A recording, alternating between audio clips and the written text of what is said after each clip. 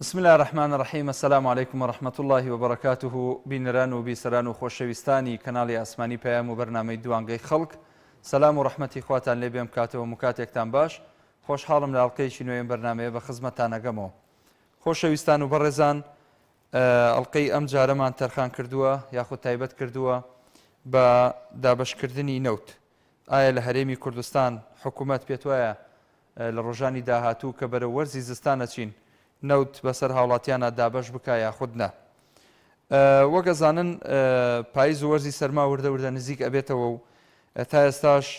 نەک شارەکان بەڵکو ناوچە شاخاوەکانیش نەوتیان بەسەر دابەش نەکراوە. ئەگەرچی عێراق بڕیاری داوە 35 ملیۆن لیتر ئەمساڵ نەوت بەسەر هاوڵاتیانی هەرێم دابەش بکرێ، بەڵام تا ئێستا بڕیارەکە نەچوەتە بواری جێبەجێکردنەوە. لە هەرێم دوو پاڵاوگە هەن بۆ دەرهێنانی یاخود پاکردنەوەی نەوت و ڕادەستکردنی بە بەغدا. ئەوانیش پاڵاوگەی کەڵک و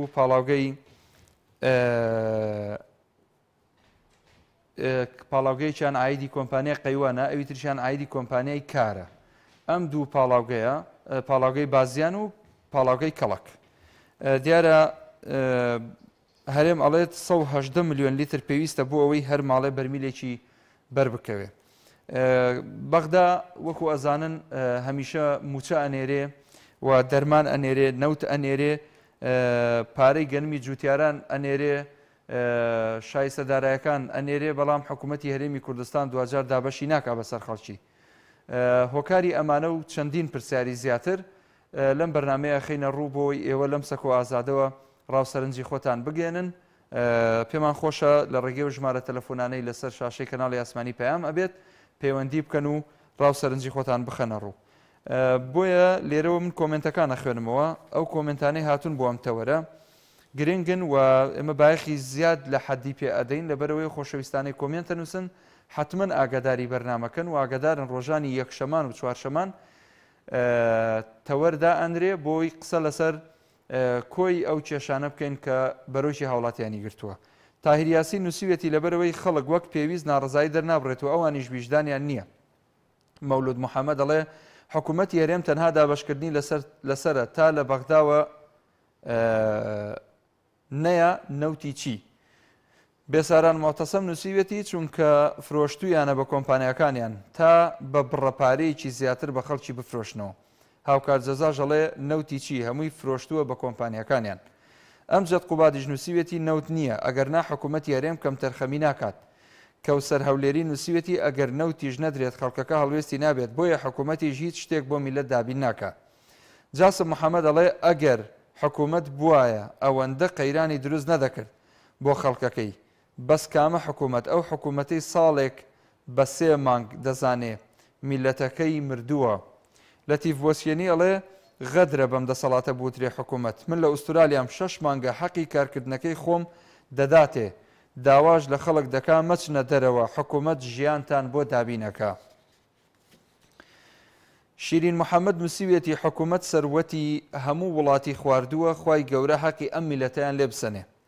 هێمن ئیلیاز دەڵێ حکوومەتی هەرێم وەکو 320 ملیارەکە چاوەڕێی نەوتیشیان لێ دەکات بۆیان بنێرێت، چونکە نەوتی خۆیان گەر هەشیان بێت بەشی گیرفانیان ناکات. زمناکۆعاتا دەبوایە لە مێژەوە نەوتی سپی و غاز مانگانە بدرایە بە وادەیەک بەبێ بەرامبەر، بە هەر خێزانێک بەبێ بەرامبەر. فەرهەنگ عەفو فەرهاد زەنگەنە نووسیوێتی چونکە خۆی نەوت فرۆشە لە بازاری ڕەش، هەر بەنزیخانەیەکی بەرپرسێکە لەبەر ئەوە نرخیان دا ئەبەزێ. باوکی ئەلەن نووسیوێتی لەبەر ماڵی مەسئول و کادری حزبی بەرخەڵک ناکەوێت. نیاز باڵێکی ژەڵێ هەر دەسەڵاتێک لەگەڵ گەلەکەی ڕازگۆ نەبێت لە ئەنجامدا باجی قورس ئەدا. سالار نانەکەلی ئەڵێ هەش بێت هەموو ساڵێک تەنها ناوچە شاخاوەکان وەریان گرتووە. سیامەند عەلی هۆکارەکەی تەنها بێدەنگی میلەتە، بۆچی بیکات؟ هاوڕێ محەممەدی ژەڵێ لەبەر ئەوەی بیانووی زیاتر بە بەغدا بگرێت و کێشە و قەیرانەکانی کوردستان بخاتە ملی بەغدا، بۆیە دابەشی ناکە. هەڵبەتە هەر ئەمەنە نەبوو کۆمنتەکان گەلێ لەوە زیاترە، بەڵام دوو حاڵەتەیە لە کۆمنتدانان و نووسین. خەڵکێکی زۆر گلەییەکە ئەڵە بۆ کۆمنتەکەی من دانانن. یەکەم بەشێکی زۆر لەو کۆمنتانە دووبارەن واتە بەڕێزێک قسەیەکی کردووە هەیە ئەڕوا کۆپیەکە و پێیستێکاتەوە دایاناتەوە کۆمنتە یاخود هەمان قسەکەی ئەوەکە بەشێکی تر ڕیکلام بۆ کاڵا و شتومەکی خۆی ئەکاڵە لایکی پەیجەکەم بکەن و بەشێکی تریشی قسەی نەشیاوە نووسێ ئێمە ناتوانین ئەو قسانە دابنین بۆیە بەداوای لێبوردنەوە ئەگەر کۆمنتان نووسی با کۆمنتەکان جوان بن زۆر تاکید لەواکەینەوە کۆمنتی شیا و شایستە بنووسن بۆ بەرنامەکە بۆی ئێمەش بتوانین بخینە خزمەتی ئەوەی ئەزیز و خۆشەویست. یەکەم پەیوەندی وەرەگرم ئەگەر خۆشەویستان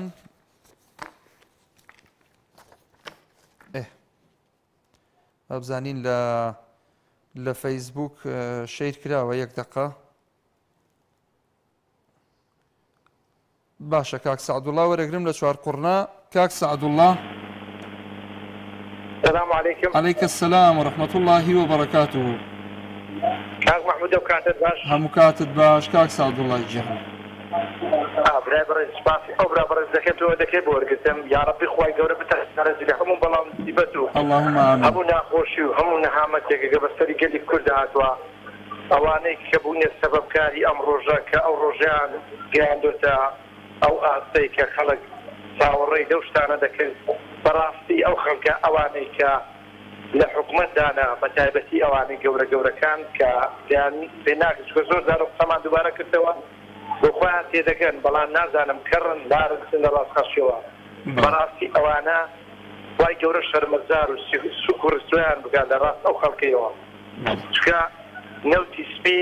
لە پێمابی پێنج ساڵ دەبێت نەوتی سپیماندا وەرنەگرتووە لە 2015ەوە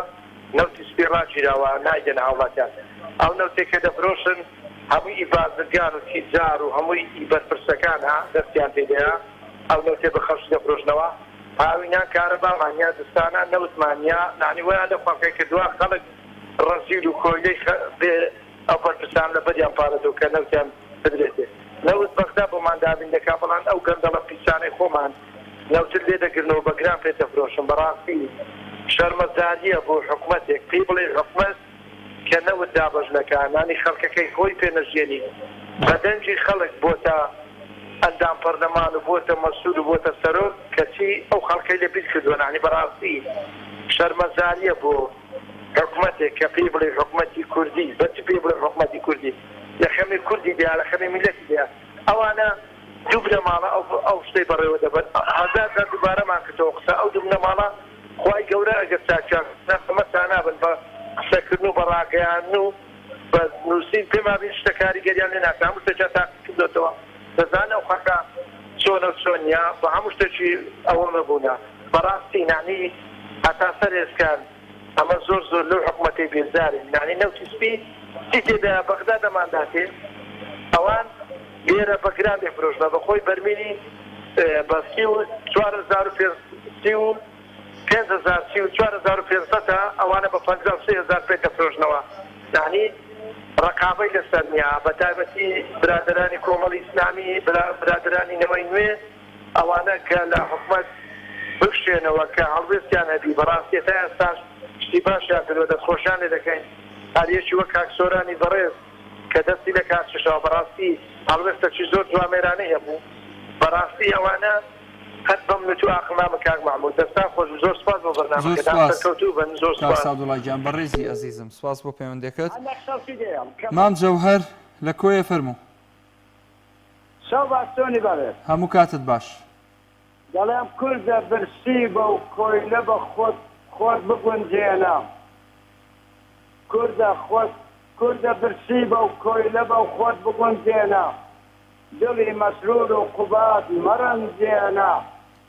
حکمی ئەفلەقیە دژی کوردن وێنەی نییە یەکێتی فاتی سەرچۆپیە کوردە بمرە کفلت بۆ چییە بابە داربەڕوو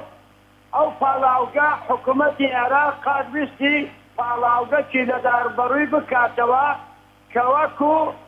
کۆمپانیای بێزی کە 600 خانەوادە 300 بەتیشی دەکردنیان هێشت پرسیان کارەبای لە کۆیە بکەنەوە لە حەیبە سوڵتانی نەیان هێشت ئەرێتو بە من ناری ئەو هەمە سەرکردە سیاسیانە لە ماڵی خۆیان دانیشتووە بۆ ناسە ناو پەرلەمان سەرەکەی بە ئەندامی پەرلەمان دەکەن کە یەکێتی پارتی 42 کورسی 23 کورسی بە تەزویر هینایە یەکێتی 10 کورسی بە تەزویر هینایە بۆ هەموو حیزبەکان لە ماڵی دانیشتی سەرکردەکان خۆیان بە خاوەنی میلەت دادەنێن و لە ماڵی خۆیان تێر کردە و دانیشتێ و بە درۆ دەوڵەتەکە خەڵکی کوردستان ناسە ناو پەرلەمان سارە سەری کێشەکان بکەن. سەرمەدۆ 30 سال حکوومەت سەرمەدۆ هەموو ئەحزابە سیاسەکانی کوردستان و بە سەرکردە و بە ئەندام و پەرلەمان و وەزیر و بە هەموویان و بە دۆست و لایەنگرەکانیانەوە کە نکۆڕی لەو مەوزوعی ئێستا دەکات کوردیان کرد بە کۆیلە و بە نەحامەتی و دەرمەتەری بەس مەسەل بازاری قەسابارە بەڵێ یەکەمینیان هەزار ڕەحمەت لە گۆرەکەی بەرزکات مامدەلار نەدەبووە بسترا مەرجعیت بە لە کوردستان لەگە کاک مەسعود و کاک مەسعود هەمویان بە هەمویان تەکفاو لەبەرەی کوردستانی لێرەدا بنیشتن هیچیان بە بەختان نەبوو باو شیعە و سونەی عەرەبیان لەسەر خۆیان نەکرد بە لێرەکەر و لێرەش ئەو دوو بنەماڵە دەستیان نەکرد بە خوێنی کورد باس بە هەزارات کورد ئەنفال و کیمیابارات کرا ئێستا بە هەزارات کورد برشتیە. ئایا ئەو حکوومەتەی مەسعود و قوبات لەناو پەرلەمان چی بەدەست بوو؟ یەک شتی بەدەست نەبوو، هیچی پێ نەبوو، هیچی پێ نەکرا، بۆ پێی نەکرا. سەرکردە سیاسەکانی کورد هەمووی بەرپرسیارن، ئەو دار هەموو کۆمەڵانی خەڵکی کوردستان بەرپرسیارن. کەیجی بە خۆمان دادەینەوە کاتێک کە چوینە قەبرستان کاتێک نەوەکانمان بەرەو کۆیلاتی ڕۆژتمەکی ئێستا کاتێک دوو بنەماڵە بەکەی بۆ خۆیان بەرنامەکانی تورک و عەدەم جێبەجێ دەکەن و بەغدادیان لە خۆیان کردیتە برادەر و مستەفا کاسمی هانەیتانی سار بەسار بگەڕێ بزانی وەرزشیانی خەڵکی کوردستان چۆنە لە ڕووی داهات لە ڕووی نەحامەت لە ڕووی هەموو شتەکان. ئایا وەزیری کەرسوکار چییە شار و شارکەکان بزانی چۆنە؟ ئەرێ وەزیری نەفت کە تەنابن کاک مەسعود هاتی بزانی خەڵکی کوردستان پێویستی بە نەفتە؟ ئەرێ هەموو وەزیرەکانی یەک لە دوای یەک بە هەمووتان دەرێن ئەم بۆ چنەکە ناو لێرە دانیشتی هەیگەندەک کوڕی گەندەڵینە هەموو ئەحزابە سیاسەکان هەموو سەرکردەکان بە بەغدادەوە بە دکتۆر بەرهەمیشتەوە گەندەڵ کوڕی گەندەڵن لەبەر ئەوەی دژی ئەو میلەتە قوربە سەرەنا کە 40 ساڵە لە سێر ئازار و عەزاب دابەشی ئێستا کە چارە نووسمان بۆ ڕۆژەی گەیشت کە چارە نووسمان دیار نییە. دەست خۆشمان جەوهەر لە خەڵکی کوردستان ئەگەر زەڕە خیرەتیان مایە بە پێشمەرگەت بە ئاسایشت بە پاراستنت بە زانیاری بە هەموو خەڵکانی کوردستان بە فەرمانبەرت بە خوێندکارت بە مامۆستایان با بێنە تەرشەقان فرێبەستە یەکێتی پارتی سەعەداتان لە کورد کرد ئێوە بوونە پارسەنگی حزبی باش ئێستا کە میلەتی کورد بەو ڕۆژەی گەیی بە مەلاعەلیست و بە هەموو شتانەوە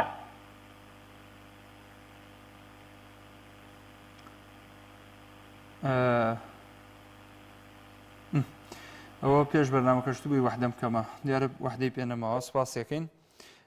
مام جەوهەر سپاس بۆ پەیوەندەکەت حاجی عەبدوڵڵا لە پێنجێنەوە فەرموو کاک حاجی عەبدوڵڵا. السلام عليكم. عليك السلام ورحمة الله وبركاته. زور بالرزق كاك حاجي جان خدمتك. يا ربي سلامتي تشكوشي تبركت ليكم. زور سپاس دەکەم. يا اخوة سلامتي. بۆچی حکومەتی هەرێم نەوتی سپی بۆ هاوڵاتیان دابین ناکات. بەڵێ. وڵی جا قوربانەمە لە ڕاستیەکەی ئەبێ ئەو کەسەی یا ئەو شتەی کە پێی ئەڵێن حکومەت لە ئەسڵا حکومەت بێ ئەمەی ئێمە لە ڕاستیە پێم وابێ زوڵمەکەین کە ئەڵێن حکومەت ئێمە بڵێن هەرێمی سەوز و هەرێمی زەرد یا با بڵێن هەرێمی سلێمانی و هەرێمی هەولێر لە ڕاستیە بنەمای حکومەت بوون یان نییە دوو کۆمپانیان کۆمپانیا یەکێتی و پارتی ڕێکەوتون لەسەر ئەوەی کە داهاتی ئەم وڵاتە بۆ خۆیان بەشەکەن و لە خەمی خەڵکی شانین بەس من لە ڕاستیە پێشنیارێکم هەیە بۆ ئەم هەرێمی سەوزە ئەگەر بیکەن قازانجێکی زۆر زۆر باشەکەن ئەویش ئەوەیە ئێستا نەوتی سپی لە ئێران زۆر هەرزانە یعنی کۆمپانیاکەی خۆیان دەست پێشخەری بکەن لە ئێران نەوت بێنن بیفرۆشنەوە بەم خەڵکە ڕەشوڕوودە باوەڕکە قازانجێکی زۆر زۆر باشەکەن جالبەرەوە ئەمە باشترین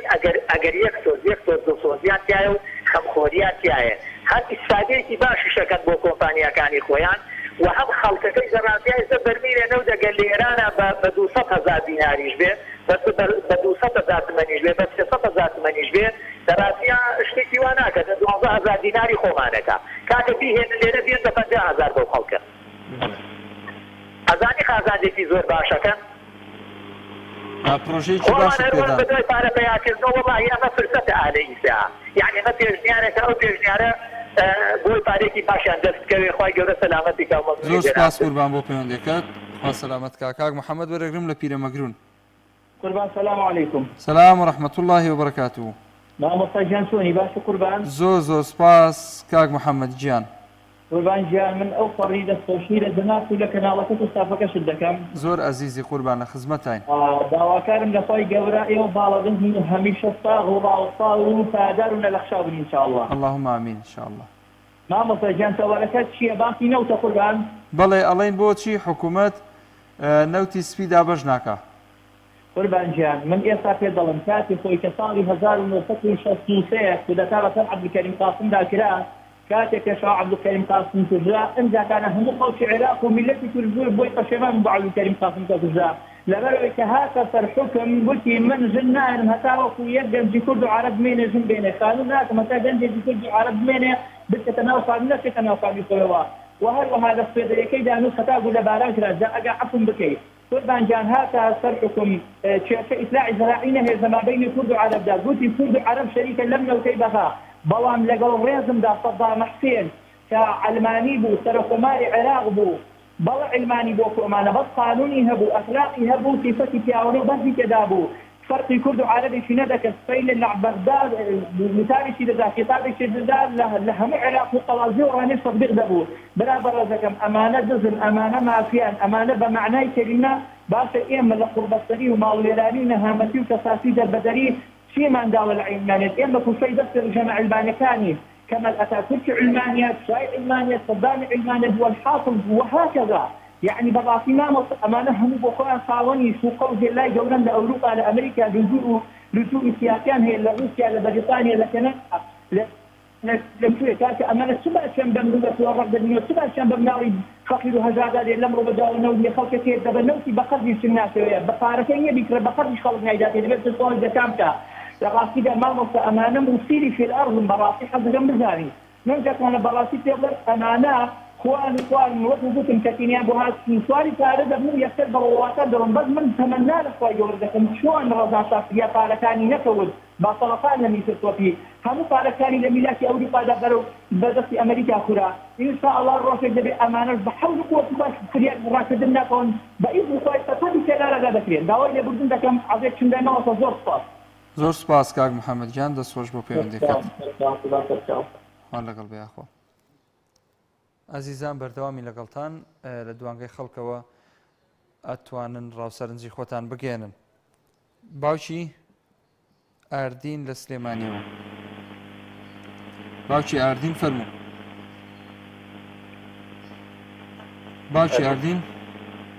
کاک محەممەد گیان سەلام عەلەیکم عەلەیکە سەلام ورحمەت الله وبەرەکاتوه قوربانە من زۆر بە بێزی زۆر دەمێکە ئەو دەمو چاوەگەش و جوانم نەبینیوە بەخواتە هێچ شتێنم لە بە خاتری خۆی گەورە سپاس دەکەم یا ڕەبی خوا سەلامەتت کات زۆر مەمنونی جەنابتم قوربانم دەستخۆشی و بەرنامە جوانە یەکەم خۆی گەورە سەرکەوتوو بەڕێبەر ناکات بە ئێوە جوانین بە پەیوەندەکانی ئێوە جوانین قوربان زۆر سپاس وڵای بەرنامەکانتان جوانە بەرکەوە بەس من یەک شتم هەیە لەسەر ئەم تەوەرەی جەنابەت بەڵێ زۆر دەستخۆشی لە حکومەتی هەرێمی کوردستانەکەم باشە بەڕاستی دەستخۆشی لێ ئەەکەم ئەگەر من بتێنە سەرۆکی حکومەت سوێن بەخوای گەورە بەدڵ ئەێنێ یەک قەترە نەوت نایەم بە خەڵک یەک قەترە هەر نەکرداقەیەک و پێ قەترەیە نەوتی نایەمێ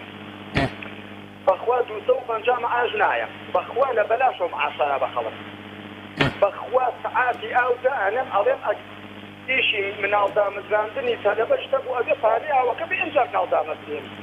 بەخوا سەعاتی کارە باش ئەەکەم بەوەی ماڵەکە کە بێت هەر مناڵەکەی لە سەرەتاییکانی ئەڵێن ئەبێ وەفری ئاو کارەباکەت بێنی ئەرجاکە مناڵەکەشت بۆ دانێ ئەزانی بۆ کاک محەممەدیان بەڵێ لەبەر ئەوەی میلەتی مردوو میلەتی نووسوو يعني حكومتي هريمي كردستان شلون هذا دارك يا وتدس هذا كاك درمكا دراونيه دكاك برتيتك جينوتك كهرباء ناهل اوت ناهل پارە نایەنێ موچەت بوو ئەەکەمە ڕوبع بۆ دەکەمە چلوپێن ئەیکەمە 6 ڕۆژ کۆرە ئەڵە بابا سەمۆ یەکشەم هەیە موچە بێت ئاخر سەمۆ یەکشەم تو ئەزانی چەنەدایاتێ ئەی فەرمان بەری دامای و قوربەتە تو ئەزانی موچە خۆری داما و چیتەیاتێ لە سا چلت ئەیاتێ لە سا چل لە سا چل لە سا شەستی لێت بڕیوە یعنی تۆیەک لە وەڵڵەهی خوای گەورە والله خوای گەورە بە نەفسی ئایەت بڵێ ئەڵێ من مسلمانی بێغیرەتم خۆش ناوێت یعنی هەر خوایە بۆ خوایەتی خۆی کە دروستکرد ئەرز و ئاسمانە ئەڵێ من مسلمانی بێغیرەتم خۆش ئێستا ئێمە مسلمانێکی زۆر بێغیرەتی بەڕاستی یعنی بۆیە ناڵم حاشا لە ڕووی کەس لەبەرەوەی یەکەمیان خۆمەگرێت لەبەرەوەی نوێژەکەی ڕۆژوەکرین ڕۆژتارە بەس بۆ 4 دیناری ئەم مافیا و بۆ ئەم مافیا و گروپانەی وای لێ دێت من یەک قسە ئەەکەم بۆ مێژوو بۆ ئەوە نەکات بە خەڵک نەگرم بۆ مێژووم قسەیەکەم کاک محەممەد ئەگەر ئێمە لە هەموو گەڕەک و کۆڵانەکانمانە سکوورتی داننرا گەڕێکی خەبات فڵان مەسوول سکوورتیەکە گەڕێکی ئیبراهیم پاشا وایە گەڕێکی ڕاپەڕین بەکرەچوو هەر یەکەی مەسوولی ئەیگرێتە دەست و سکوورتی پارە لە ماڵان وەرنەگیرە بەس بمێننەوە لە دەسەڵات و ئەم میلەتە خەوتووەی هەبێت ئەگەر وانە بوو چی ئەڵێ منەتان نەبێت دەستخۆشی بەرنامەکەت یەکەم کاتی و کەسانەشم خواردووە کە لە دوای منەوە دەستە خۆش بە باشی زۆر سپاس بۆ پەیوەندەکەت برا زۆر سپاس لەشە ساغ بەیاخوا وەڵا باوکی ئاردین وتی من بکەن بە حکوومەت و سەرۆکی حکوومەت یەکشە تەوزیە ناکەم نە نەوتە دەم نە مەعاشە دەم دیکتاتۆرە ئادەی پەیوەندی تر هەیە کاک دابان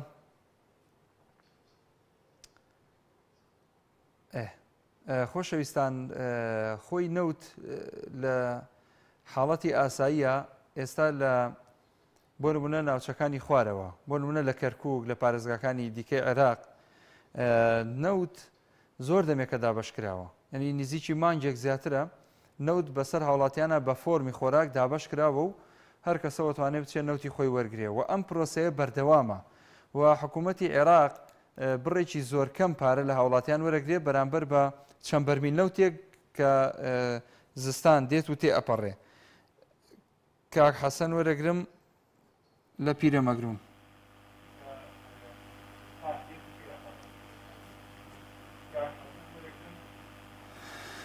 بەڵێ کاک حەسەن جان السلام علیکم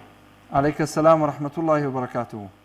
باشی مامۆستا زۆر بەڕێزی زۆر سپاس دەکەم دەستخۆشی بەرنامەکەم لێکم مامۆستا خوا لێ ڕازی بێ خوا دەستخۆشی بۆ جەنابەت تەوەرەکە لەسەر نەوتەوە نیە جان لەسەر نەوتە بەڵێ وەڵڵی جا کاک محەممەد جان ئەم میلەتە هەموو شتێکی قابلە مستەحەقە وای لێدێت ئەمڕۆ کابرا چوو بە قەڵاتزە چوو بە سات چۆ سەردانی ئەوێکە لەبەر پێشمەرگە لەبەر ڕسمگرتن بەر ناکەوێت جا میلەتێک ئەوا بێت ئەوە بەم شێوێت دیکاتوانە وەڵڵی مستحەقی هەر هەموو شتێک بەڵێ باشە مستحقی هەر هەموو شتێک میلەتێک نەوێرێت دەمچە لەسەر موچەی خۆی وەڵڵی لیگەڕ لەوە خراپتری هەیە ئەمران ئەو میلە نییە ئەو عیلەتە عیلەت مادەستا جان میلەتێکی زۆر نەزانمان هەیە ڕاستی ئێستا بەهانی دووبانی دەنگدان بکرێتەوە من هەر لە خۆمەوە دەست پێ دەکەم باسی کەس ناکەم غیبەتی کەس ناکەم من لە خۆمەوە دەست پێ دەکەم بەهانی دەنگدان بکرێت مستەعا شەشی بەهانی دەچینە بەر مەکتەبەکان دەنگیان پێ دەی بۆ باقی وەستەمە دەست و چاو زۆر سپاس کاک حەسەن جان سپاس بۆ پەیوەندەکەت لەشە ساغ بەیاخوا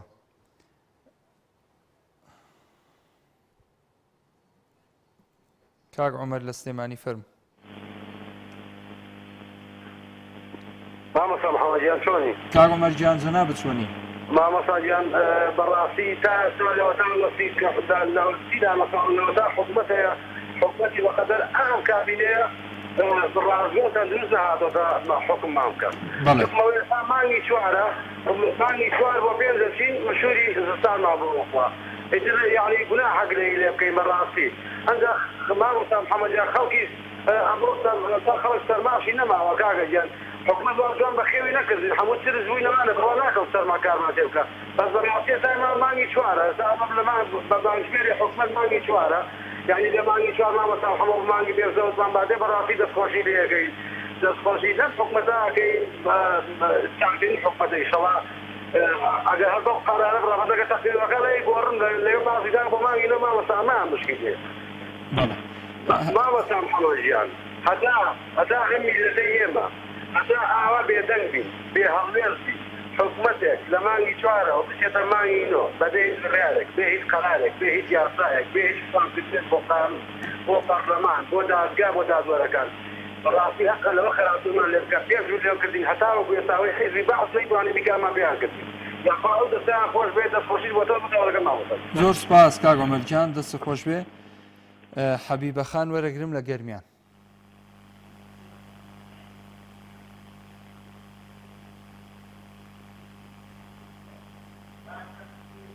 حەبیبە خان بەڵێ هەم کاتت باش کاکەگیان کاک محەممەد هەموو کاتت باش حەبیبە خان باشی شکر هەم کاتت باش هەموو کاتت باش سەر هەردوو چاوم لە خزمەتان فەرموو کاک محەممەد هەم کاتت باش هەموو کاتت باش ئێ فەرموو قسەی خۆت بکە قسەکەمان لەسەر نەوتە نەوت وەڵا قسە وەڵا حەوت مامۆین کاک محەممەد لە نورە سلمان بیمە حەوت مامۆنیم لە نورەکە نەم موچەمەیەنەیەکەوە بەیانی زستانە نەسمانیە موچەمانیە وەڵا مردنەکەمان تاسە لەم ژیانە بەڵێ ئەی قەڵەکە باشە پێت وایە حکوومەت یعنی بتوانێت نەوت دابەش بکات لە ڕۆژالی داهاتوو وەرە بەخوا بۆ مام دابەشی بکە نایشکات نەوە بەڵێ هەرەوەخوا تۆ قبوڵەکانی دەستیانە بچی نیمەی نانێوارەی نییە بخوات وایە چەند ساڵان لە کەلاوەیەکا بەخوا لە گەرمیان حەوت مامونیم لە نورە سەلمانی ڕۆژی دووسەمونیانەدا پێ ئەی هاوار بە ماڵم لە نوگرە سەرمانیش بوویتەوە ئێساش ئیسە تۆ لە نوگرە سەلمان بوویتەوە ئیسە حالێن لە نوگرە گەرمیانی بەڵێ بەڵێ خی گەورە ڕەحمکە ئیشەڵا سپاس دەکەم بۆ پەیوەندەکەت دایە حەبیبە زۆر سپاس بۆ پەیوەندەکەت لەش ساغیاخوا باوکی سەیوان وەرەگرم لە هەولێر ئەم کاتت باش کاک مەحموود هەموو کاتت باش باوکی سەیوان زۆر سپاس چاوت ماچەکان بەڕێزی کاک مەحموود بەس مەجالێک ملیان قسە بکەم پێم خۆشە بەسەر ئەو دوو چاوم تەشیر مەکە ناوی کەس مەزرێنە لە خزمەتایە فەرموو وەڵڵای کاک مەحموود تاشیر ناکەم بەڵام کورسان هەمووی تاشیرە بەحەس چی بکەم بۆت کاک مەحموود پێم خۆشە منووسە بۆچی حکوومەتی هەرێم چووکە حکوومەت لە کوردستانە نییە ئەم کلمەی حکوومەتە لا دەتخواتکات لە یەکەم ڕۆژکەوە حکوومەت لە کوردستانە نەبوو نابێت 29 ساڵە کاک مەحموود ئەو تاریخە بنووسە شانزە 29 ساڵ کەس حکوومەت لە کوردستان نابێت ئەوە لادا ئەو تشتە لادا بنووسە چەتە و مافێی کێوی چووکە دوو مافێی شارستان و مافێی کێوی ئەمانە مافێی کێوینە بەحسی نەوتەکەی کاک مەحموود نەوت تەوجیه چۆن دەکرێت کاک مەحموود ئەوە پردێوەتە پردێ چوار شەقاوە 100 لتر خۆیان وەرگرت کاکە مەحموود جان بە قوربان حکوومەت لە کوردستانە نییە وەکەی دەڵێن ڕاتە بوو وەزارەتی دارایی بەناو وەزارەت دارایی من قەسکە دەومە نافڵێ وەزارەت ئەوانە حەواڵەیان پێوزێ وەزارەت نین نووسینگەی حەواڵن نا نووسینگەش دەشتە حەواڵە لەوانەیە تۆزێ دەسەڵاتیە بێ نووسینگەش نییە دەبکە لە هەر چوار پارچەی کوردستان تاشیر بە کەس ناکەم یەک قاعیدە بە ئەو قاعیدە ژۆی تازە تەواو قاعید لە کوردستان نما ئەویش بە ڕەحمەتێک کاک نەوشیروان وخوا ئافریقا بەحەسبی بە نەسیب بێ من هێمێنم بە هیچ کەسێ لە کوردستان نماوە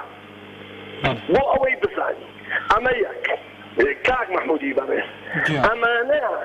ئێمە پارەمان زۆرە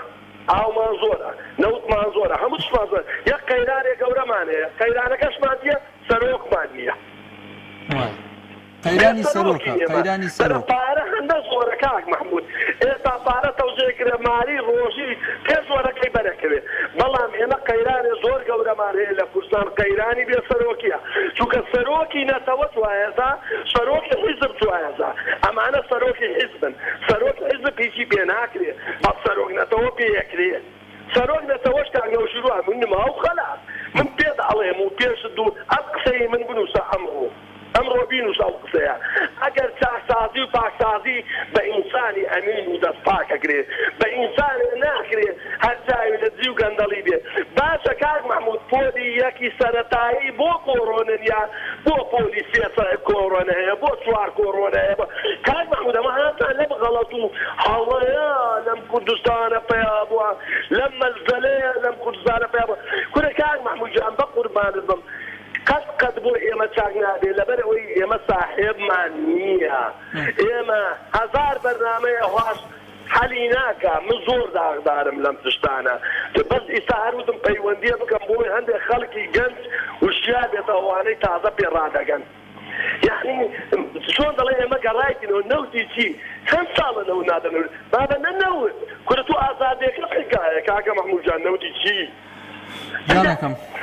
زۆر یعنی هەرچەند بەحسیکەی تەواو نابێت بەس تکام وایە جارەکە مەنووس حکومەتی هەرێمی کوردستانەوە زۆر هەڵەیە حکومەت لە کوردستانە نییە جەماعەتێ بەڕێوەی چی بنووسین جەماعەتێ ئەوەی بۆ ئەوەی خۆمە بۆ خۆم ئەوەی ئێوەش دەخۆم چی بنووسین باوکی سەیوان چی بنووسین وەڵی ئەزانی چی بنووس وەڵا ناتەم ناوی چی لێ لەم بە قورئان حکومەت تکام وایە پێم خۆشە جارکە لەبان ئەو مینبەرەوە چووکە من بەڕاستیشی زۆر ئێتیماد بە تەلەڤیزۆنەکەی ئێوە دەدەم بەڕاستی پێ بڵێم نەڵێم بە لاوەختان پێ دەرێم من ڕێزمەیە بۆ مامۆستا عەلیش کەوتم لە هەر چوار پارتێک کوردستان بەڵام من ڕێزمەیە بۆ مامۆستا عەلی تاندی سەرە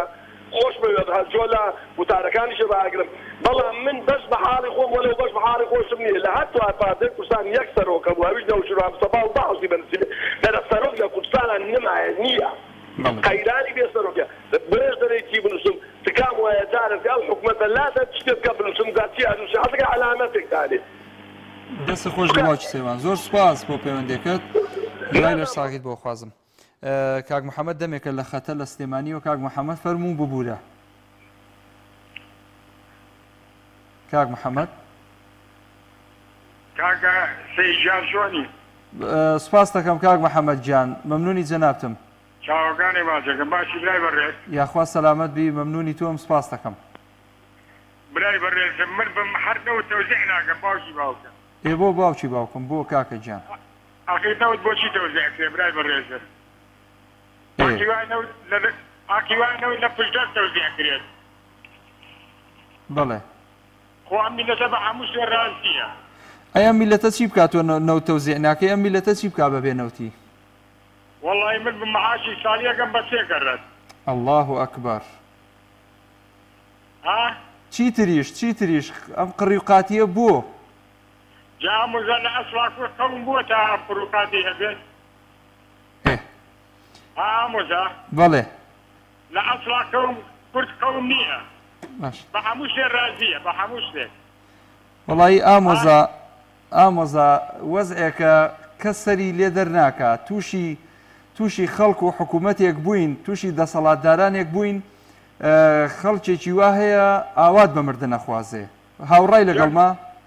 قەناعەتی بێ حکومەتەکە لە میلەتەکە چاکترە حکومەتەکە چاکترە ئانە وەڵا چۆن ئەمان بە هەموو شتێ رازی ئێستا ئاخر دەنا تو دووسەرە قساکەی نازانم حکوومەتت پێ باشە یان پێت خراپە خۆت یەک لای کەرەوە من حکومەتم پێ باشە حکومەتت پێ باشە لە دڵیشتەوە نییە ئەو قسەیە لە دڵتەوە نییە وەڵاگە لە دڵمەوە بێخوا بمگری ئامۆزە لەشە ساق بێ یاخوا کاک محەممەد گیان زۆر سوپاس دەکەم ئەزیزی ئێمەی زۆر سوپاس بۆ پەیوەندەکە کاک محەممەد قسەی خۆشە ئەوە جارێکی کەش ئاوا تەلەفۆنی کرد ئەیود ئامۆزا هیوادارم لە نزیکەوە بە خزمەتت بگەم کێم لەگەڵ بوو کاک عەبدوڵڵا لە چوار قوڕنا کاک عەبدوڵڵا کاک عەبدوڵڵا گیان فەرموو السلام عليكم. وعليكم السلام ورحمة الله وبركاته. جان أين سنوتا؟ أرى والله. لفر سامان سوشتكارا پیدا دي. ولا فرمو. هو وزير سامان سوشتكار لقاو وزارتي دارائي لقاو عزيمتي وزيرة. بله. أو تسلم سلوێدان نوێژێدانەوە خەرجی نوێژکردنێ بوون لا بۆ خوا بۆ خاتی پێغەمبەری مانگی چوار بۆ بکەی مانگی بەڵێ تێگەشتی بەڵێ قوربان بۆ ما بکەی مانگی وڵا دوحاکانێک سە قبوڵ بوو مینە خراپەیان هەوات ئەرێ کاکە من تێی ناکەم لە قسەکانی یان سەوتی وازح نییە کاک عەبدوڵڵا دوحاکە قبوڵ بۆ مانگینەوە باشە تخوا دووبارەی کەرەوە ئەڵێ چی قسەکەت تێنەگەر سلامەستا ئێستا جۆم لێتە بە سەوتت وازح نییە ئەمەم لابرد بە بزانەڵی چی سامان سروشتەکان سامانە سروشتەکان لەگەڵ وەزارەتی دارایی باشە ئەنجومەنی وەزیران ئەوە سێ هەر سێکیان دەستیان کرد بە نوێژان نوێژ هەر سێکی بدەژان پارە مانگی چوار پێ لە مانگینۆ مانگینۆ بۆ کردەوە هێستا بوونە دوان دوعاکە قبوڵ بوو دوعا قبوڵ بوو خراپەیان ئەوان بەڵێ بەڵێ بەڵێ بەڵێ باشە دەست و چاوت خۆش بێ کاک عەبدوڵڵا گیان زۆر سپاس سپاس بۆ پەیوەندیەکەت زۆر سپاس کاگاسە وەرەگرم لە شاری هەولێر ئەو کاتت باش سڵاوی خوارد لێ بێت هەموو کاتت باش سڵاوی خوا لە جەنابەت کاگاسۆ گیان کاکە مەحموود جان وەڵی یەک پێشنیارم بۆ جەنابەت هەیە تکایە بە سنگێکی فراوان لێم وەربگرە برا پێشکەشکردنی بەرنامەی ڕاستەوخۆ بەڕاستی بەو شێوەیە نابێت بۆ لەبەرەوەی بە باوکی سەیروان و مامزەوەر باوەکە بە هەردوو چەند نزگەیەک چارەگە سەعەتیان کردو کاکە خەڵکی کەس لەسەر خەتا من 228 جارم لێداوە 228 جار ئینجا وەرگرتووە زاتۆ گوێ لێبێ کاگاسۆ ئێستا مامجەوهەر نییە بۆ نمونەکە تەلەفۆنی کردووە کە دایەخەیتەوە مەسەڵەن دوایی گلەی دنیامان لێکا ئەڵێ ئێوە پەیوەندی من داخەنەوە ناڵم قسەکانم بە دڵی خۆم بکەم ئێمە داوامان کردووە ئەوە ئێستا منیش دەنگم وەکو تۆ داوا لە بەشی تەکنیک و ئیدارەی ئەم بەرنامەیەکەم سانیە دابنن سانیەک دابنن بۆ ئەوەی هەر بە ڕێزێک بەپێی سانیە خۆی قسە بکە یەک دەقەتێ نەپەڕێ و ئەگەر داوای کاتێکی کرد مەسەلەن بتوانین دەقەیەکەی بدەینێ ئەگەر نابەسانیە بێ خۆی داخرێتەوە ئەو لە هەمووی چاکترە کاکە مەحموود بیکەنە 2 دقیقە بۆ هەر بەشدار بوێت بیکەنە 2 دقیقە کاتێکی زۆر گونجاو و زۆر معقولە ئەمە وەکو تێبینی نووسم هێڵە خەڵکی کەس دەیەوێت بەشداری بکە ڕایخۆی دەرببڕێ کاکە لەسەر ئەوەی بۆچی حکوومەتێنمە و برادرە هەر نەی پێکا بڵێ چی دانێ لە جیاتی حکوومەت لە جیاتی حکوومەتەکە بنووسن بە سەڵاتداران ئاها بەڵێ باشە لە جیاتی ئەوە بنووسن بە سەڵاتدار زۆرە دەسەڵاتێکە ئەوە دیارە بەڵام کاکە بۆچی نەوت دابەش ناکات لە ساڵی 2003 تا ئێستا یەک دڵۆپە نەوت ئەگەر لە بەغداوە نەهات بێ حکوومەتی هەرێم پێی دابەش نەکراوە بە تایبەتی شێ لە حکوومەتی هەرێم بەرپرسە بەرپرس یەکەم پارتی دیموکراتی کوردستانە و یەک دیناریشی موچە نەداوە لە 2003 تا ئەمڕۆ ئەگەر لە بەغداوە پارەی بۆ نەهات بێ ئەوە زۆر واضحە من دەستخۆشی لە جەنابتان دەکەم وەگلەیش لە حکومەت ناکەین لەبەر ئەوەی میلەتی مەڕئاسا شایانی ئەوەیە گورگ شوانێتی بکات کە تۆ بێدەنگ بووی وەڵام نەگنەوت ئەگەر یعنی بەدەستیان بی باوەکە هەوایەکەش دەکەنە پارە ئەوە من مردوو تۆ زیندوو ئەگەر ئاو کارەبا هەمووی نەکرا کات بە شەقیش پارەیان لەو میلەتە مەستان دیارە من بچین و دنیا نەزانی و دەستخۆشیتان لێ دەکەم و زۆر سپاس ئەزیزەکەم سپاس بۆ پەیوەندیەکەت کاگاسۆیان سەرکەوتوو بی ئینشاءڵڵا باوکی بەیاد لە هەولێر السلام عليكم وعليك السلام ورحمة الله وبركاته باشی کاک محمود باشی باوکی بەیاد گیان باشتێکە مەمنونم ئەو بەیاد کوڕی خۆتە بەڵێ تەمەنی چەندە تەمەنی وەڵا 12/7/2017 لەدایک بووە چاوی ماچەکەم سەلام و ڕێزم بۆ بەیاد و ئەگەر خوشکوبرای هەیە بۆ ئەوانیش دوبرا سێ سپاس دەکەم مەمنونم لە خزمەتتان فەرموو وەڵی کاک محمود من لەدەی حکوومەتە قەترێک نەوت دابەش ناکەم موچەش چۆن ئەو برایە پێشەکتی بە ساڵێکە سێ موچە دابەشەکەم سێکەش دابەش ناکەم باشە موچێک متەدابەش دەکەم بەسە لەبەوەی خەڵک ڕازیە قسە ناکە خەڵک لەوە زیاتر زوڵمیشی دەکە خەڵک قسە ناکە ڕازیە بێدەنجیەکەی ڕازی بوونە بەو وەزعە ئەوەی سەدام حوسێن نەیکرد یەکێتی پارتی کردیان ئەمن ڕۆژانە ناو خەڵک ئیشەکە من متەخۆر نیم خەڵک دەزانم چەند لە مەعاناتێکی لە مەعاناتدا خەڵک چەند بێ پارەیە ئەوەی سەدام حوسێن نەکرد ئەوانە کردیان سەدام حوسێن ڕۆژنامە نووسی تیرۆر نەکرد ئەوانە کردیان سەدام حوسێن خەڵکی برسی نەکرد ئەوانە خەڵکیان برسی کرد سەدام حوسێن خەڵکی بێنەوت نەکرد ئەوانە خەڵکیان بێنەوت کرد ئەوانە خەڵکیان بێ وەزع کرد ئەوانە خەڵکیان بە هەموو جۆرێک دەوساندەوە ناکارم لە حیزبە ئۆپۆزیسیۆنەکان هەڵوێستیان هەبێ ئەوانە یەکێتی پارتی بە دوو شت لە ناو دەست یەکیان ئەوەتە خوای گەورە لە ناویان بەرێ دوو بە سەگ دەبێت 4 ساڵی 91 من عمرم 7 ساڵ بوو ساڵی 91 لەگە باسمە لە هەولێر لە ڕاپەڕینەکە عمرم 7 ساڵ بوو چوونە دەستگای شەهیدی ئێستاکە هەندێک ئەمن وشتی وا هەبوو لێ چوونە دیارمەیتەکانیان دەبێ ئەوانە ئەوهان لێ بکرێ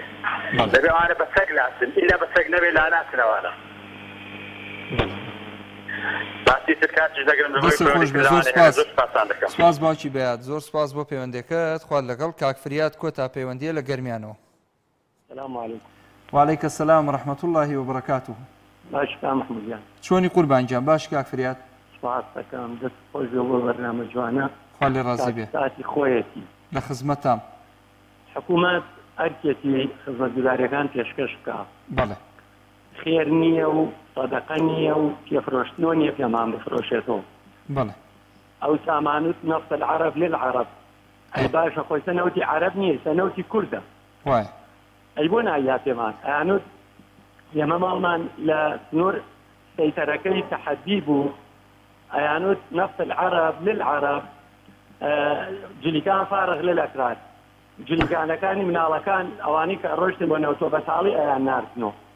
ئەو وەختە گلەیمان ناکرد دەمانێت حکومەتی بەعسەوە عەرەبە ئیسا حکومەتەکەمان کوردیە بەڵام من لەیرا کۆپلێ شعرت بۆ خوێنمەوە شاعری گەورە عەبدوڵڵا پەشێو بەڵێ ئەفەرمێ بەس من ئینشەڵا چاوەڕێ و ڕۆژەم خۆم ئەفەرمێ ڕۆژێدا دێ کورد بفرتێ کەی ڕەوایە فەرما پەنجەی مناڵی من بتەزێنێ کە چیش لەولا دزی ڕۆژم دێڕی ڕەشم بسووتێنێ ئەو ڕۆژ هەردادێکا محمودیان دەستت خۆش بێ بۆ بەرنامەکەت وەڵاهی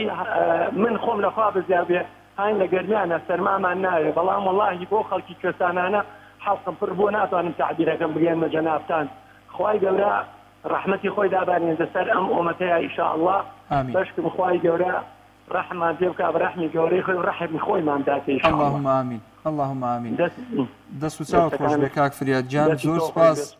بۆ پەیوەندەکەت هیوای لەرساغی و سەلامەتیت بۆ خوازم بۆ ئێوەی ئەزیز و خۆشەویستیش بینەرانی بەڕێز و خۆشەویست ئەزیزانم هاتینە کۆتایی ئەڵقەیەم جارێ بەرنامەی دوانگەی خەڵک تا ئەڵقەیەکی تری ئەم بەرنامەیە لە دوعای خێر بێ بەشمان مەکەن بەخوای گەورە و میهرەبانتان ئەسپێرم. ئەسەلامو عەلەیکوم وەڕەحمەتوڵڵاهی وبەرەکاتوه.